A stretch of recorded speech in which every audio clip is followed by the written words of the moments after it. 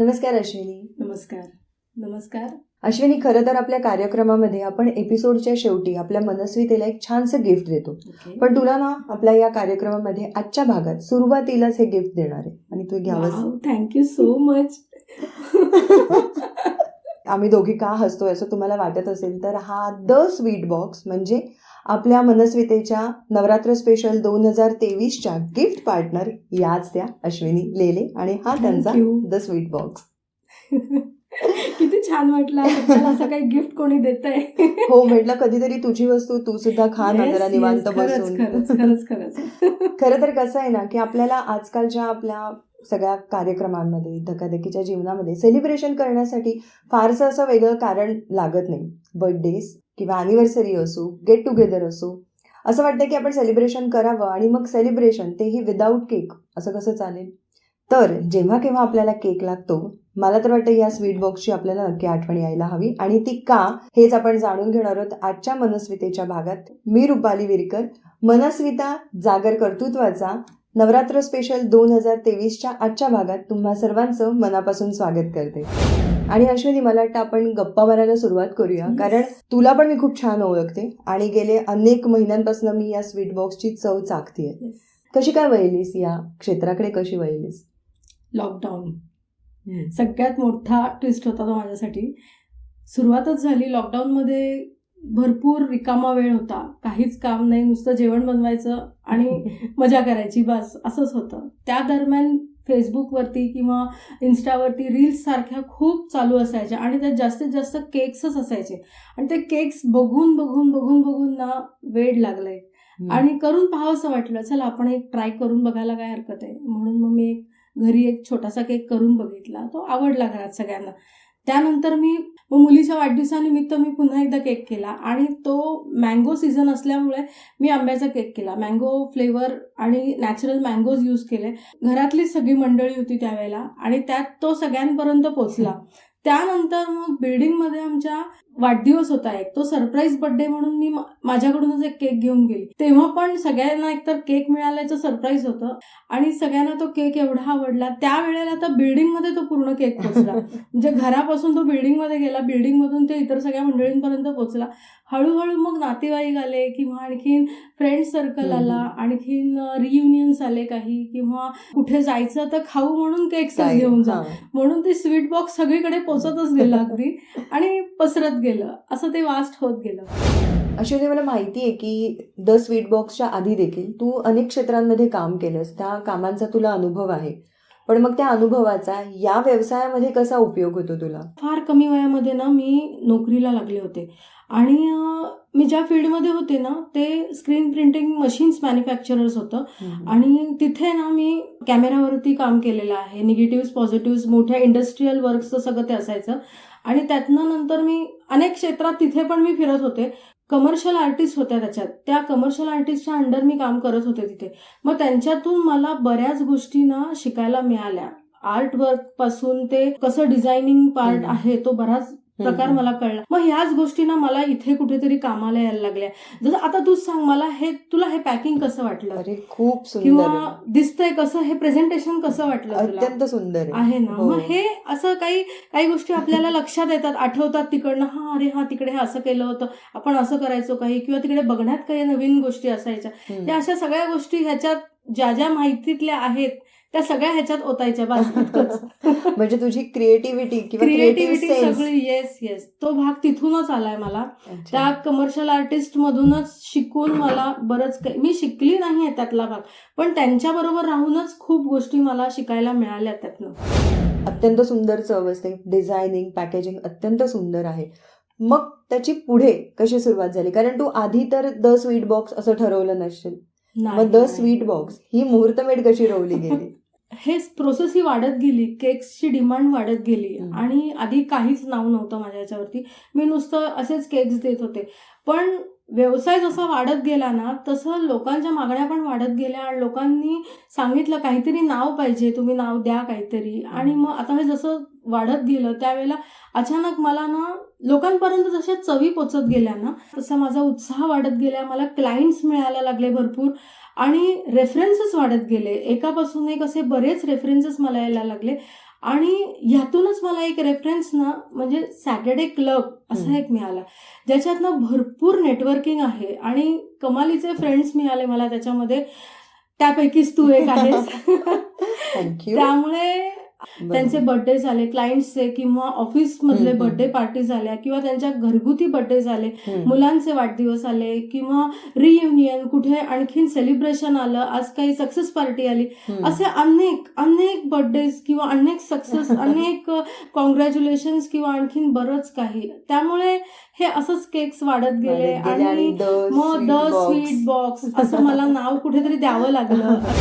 जसं 31 डिसेंबर किंवा 25 डिसेंबर या दिवशी लागणारे जे केक्स असतात, तर अनेक नावाजलेल्या आणि मोठ्या कंपनीज, मोठे ब्रँड्स त्या दिवसासाठी लागणाऱ्या केक्सचे जे बेस असतात ते आतापासून तयार करून स्टोअर करून ठेवतात. पण तुझ्या बाबतीत तू सगळं फ्रेश बनवतेस. कशी जोडून आणतेस या गोष्टी? कारण आत्ता तुला डिमांड केली, तू सप्लाय कधी करतेस, तर काय असते तुझी प्रोसेस केक बनवण्याची? मला ऑर्डर सकाळी मिळाली ना की मी संध्याकाळपर्यंत केक रेडी करून देते. मला ऑर्डर्स रात्री आली तर मी सकाळपर्यंत तुम्हाला ते रेडी करून देते. असं मी स्टोअर करत नाही. माझ्याकडे फ्रीज नाही, मी होम बेकर आहे आणि घरामध्ये मी स्टोअर करून ठेवत नाही. माझ्याकडे एकही केक स्टॉकमध्ये नसतो. मी सांगता नाही तसंच सांगते, ऑर्डर द्याल तर मला एक दिवस आधी द्या किंवा सकाळी द्या, जी मी संध्याकाळपर्यंत देईन. केक बनवून रेडी व्हायला ना कमीत कमी 6 ते 7 तास हातात हवेत. तो सकाळी करून संध्याकाळपर्यंत देतो ना, तो सेट व्हायला पाहिजे. तो सेट झाला की त्याचे पीसेस चांगले निघतात, त्याची टेस्ट चांगली येते.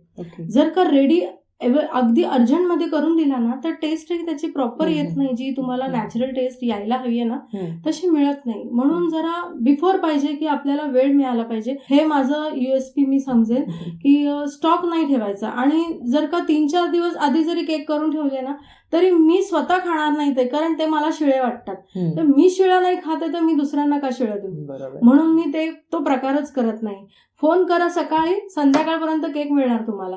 फक्त 5 किलोचा केक, 8 किलोचा केक जर असं काही असेल ना तर एक मात्र 3 ते 4 दिवस अगोदर मला सांगितलं पाहिजे.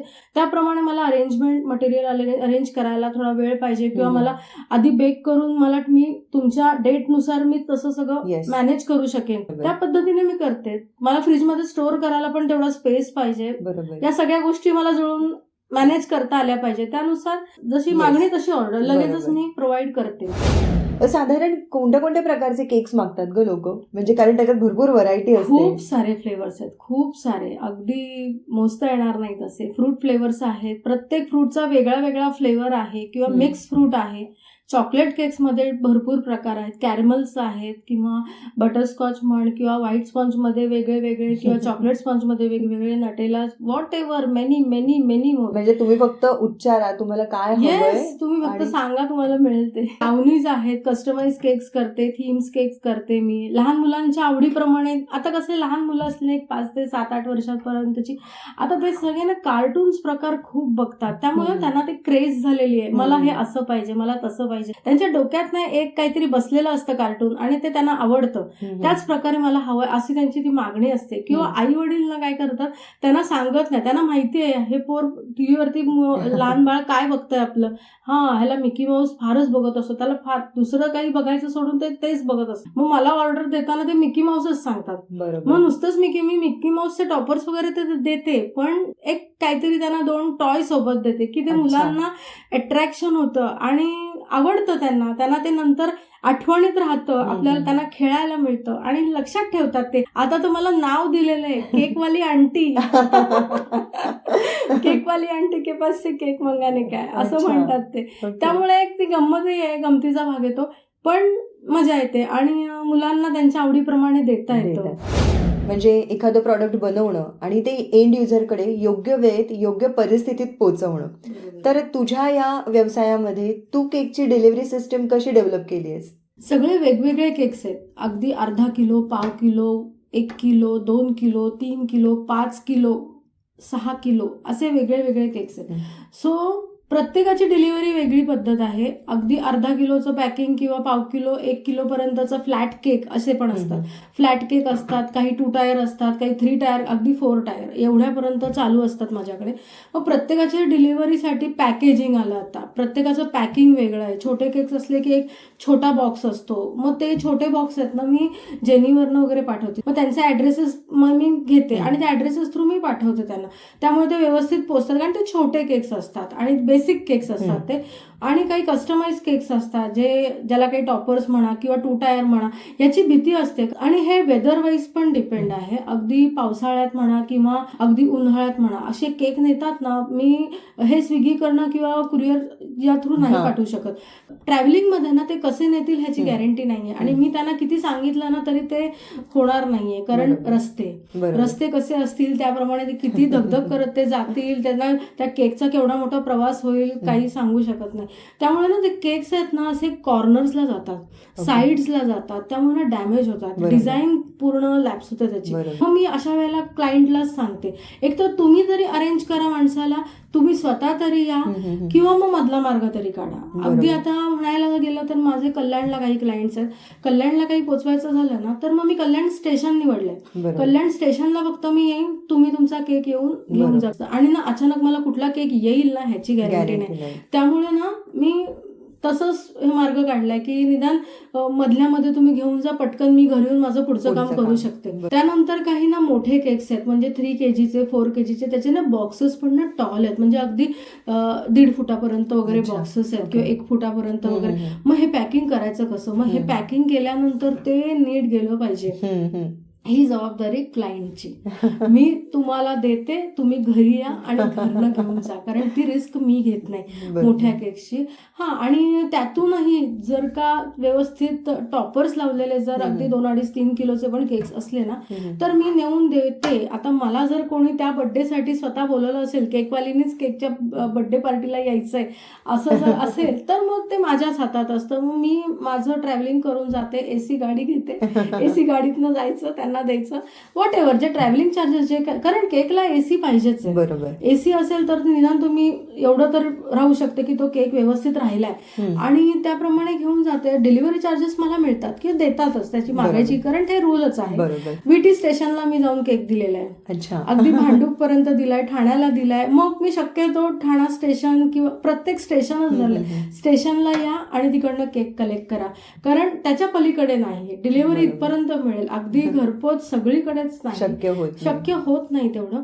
त्यामुळे एवढं करणं पॉसिबल आहे तसं मी देते. तू आता ज्या स्टेशन्सची नावं घेतलीस त्याच्यावरनं मला असं एक प्रश्न विचारावा असं वाटतोय की म्हणजे ग्राहक वर्ग कुठपर्यंत पसरलेला आहे? भरपूर आहे, अगदी साताऱ्यापर्यंत आहे. सातारा, कोल्हापूर आहे, नाशिक आहे, पुणे आहे, मुंबई, दादर आहे, बोरिवली आहे. हे सगळे ना ऑफिसवाले आहेत जे ना ऑफिसमधनं फोन करून सांगतात उद्या केक हवाय, मग त्याप्रमाणे मग केक तयार ठेवते. सकाळी 8 वाजताच्या वेळेला वगैरे ते केक घेऊन जातात, त्यांच्या ट्रेनच्या टायमिंग नुसार असे घेऊन जातात. पनवेलला आहे, पनवेलवाले, तो केक तर माझा एक साडी केक होता, जो माझा पैठणी साडी केक केला होता, पण त्यांना तो पनवेलला न्यायचा होता, पण इथून घोडबंदर आणि घोडबंदरून पनवेल, तो असा प्रवास त्या केकचा झाला होता. असं बरंच आहे, बऱ्याच काही गोष्टी शिकायला मिळतात. आणि माझे सगळे केक्स ना खूप व्हेरियस ठिकाणी पोहोचलेले आहेत. मजा येते, छान वाटतंय की आपले केक्स कुठे कुठे पोहोचलेत, किती लांब लांब पोहोचलेले आहेत. मग इतक्या सगळ्या ग्राहकांमधून अनेक जणांनी तुला प्रतिक्रिया दिल्या असतील, मग त्यातल्या 1-2 सांग ना आम्हाला. एक ना रिटायरमेंटचा केक होता माझ्याकडे, तो 5 किलोचा होता, पूर्ण केक पासून ट्रेन तयार केलेली, स्टेशन्स लावले होते त्याच्यावरती, रेल्वे ट्रॅक बनवलं होतं. ते ज्या स्टेशन्सवरती जॉब करत होते ना त्याची सगळ्याची नावं टाकली होती त्याच्यावरती, आणि जिथे एंड झाला ना ते एक नाव होतं त्यांचं. तो केक एक तर माझा 1 मॅन शो आहे. मी आदल्या दिवशीपासून जी तयारी करत होती ना, एक तर ह्याच्यात ना खरं सांगायचं तर कमर्शियल आर्ट जेवढं करता आलं ना तेवढं सगळं मी त्याच्यामध्ये ओतलं म्हणायला हरकत नाही. तो केक पूर्ण मला 7 वाजता पोचवायचा होता, पण माझ्या एकटीवरती आणि लॉकडाऊनचा काळ होता तो, मला पोचवायला 8:30 वाजले होते ऍक्च्युली. आणि लोक ना खोळंबली होती तिथे, केकची वाट बघत होते. केकवरती काय काय असणार आहे हे फक्त त्या क्लायंटला आणि मलाच माहितीये. त्यावेळेला तो केक ना अक्षरशः 14-16 इंचाचा बॉक्स होता, आणि तेही घराच्या आकाराचा असा तो बॉक्स करून दिला होता मी.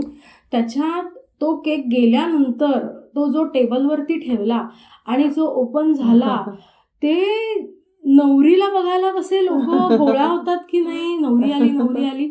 तसे सगळेजण ते गोळा झाले होते. बघण्यामध्ये, फोटो काढण्यामध्ये त्याच्यातच वेळ गेला. ती एक वेगळी मजा होती. तिच्या आईनी मला सांगत असताना जे मला ते एक्सप्रेस झालं ना माझं, ते खूप छान होतं. खूप मजा, आणि मी बोलूच शकत नाही त्या शब्दामध्ये की कसं ते झालं होतं माझं. खूप छान वाटलं. मी समजू शकते, कारण आम्हालाही तसाच आनंद होतो जेव्हा जेव्हा तुझ्या हातचा केक खातो, तर खरंच आम्ही खूप समाधानी असतो. हा प्रवास पुढे घेऊन जाताना एक ग्रोथ आपल्याला म्हणजे मॅनेज करावी लागते किंवा आपल्याला आखावी लागते मॅनेज पेक्षा. तर त्यासाठी तू काय प्रयत्न करतेस? आता मी ना एक सॅटर्डे क्लब हा एक ग्लोबल ट्रस्ट आहे, जे नेटवर्किंग आहे तिथे सगळं, मी तो जॉईन केला आहे, ज्याच्यामध्ये ना बरंच नेटवर्किंग आहे, बिझनेस नेटवर्किंग आहे. तिथे बरेच बिझनेसमेन्स आहेत ज्यांच्याकडून बरंच काही जाणून घ्यायला मिळतं. त्यांच्याकडून खूप शिकायला मिळतंय मला. त्यांचे काही व्हिडिओज असतात, त्यांचे मीटिंग्स अटेंड करते, सेमिनार्स अटेंड करते मी. व्हिडिओज पण काही मी जे बघत असते ना, त्यातून मला खूप मदत होते, आणि हीच मदत मला माझ्या ग्रोथमध्ये यूज होते. जे पण सगळेजण आता हा व्हिडिओ बघतायत, मला माहिती जेव्हापासून ही मुलाखत सुरू झाली सगळ्यांच्या तोंडाला पाणी सुटलं असेल, इतके फ्लेवर्स आणि केक बनवण्याची पद्धत. तर यासाठी तुम्ही एक काम करा, डिस्क्रिप्शन बॉक्समध्ये किंवा स्क्रीनवरती तुम्हाला द स्वीट बॉक्सचे सगळे कॉन्टॅक्ट डिटेल्स मिळतील. तुम्ही त्यांना फोन करा. कारण असो किंवा नसो, तुम्ही केक ऑर्डर मात्र नक्की करा. मला एक सांग, तुला आतापर्यंत कोणी गिफ्ट दिलंय का? तू इतके कार्यक्रम करतेस, कितके अरेंज करतेस, तुला कधी कोणी काही दिलंय का? ऑनेस्टली नाही दिलंय, कारण कधी म्हणजे नाही ग कोणाला सुचलं असं. आज हे माझ्याकडून तुला. Thank you so much. मी वाटच बघत होते कधी एकदा तर मला खायला मिळतंय. Thank you so much. Yes, so तुला खूप ऑल द बेस्ट. आणि हे मी खाणार आहे, मी तुला देणार नाही. नक्की ते तुझ्यासाठीच दिलं. So bye, tata, enjoy. Bye.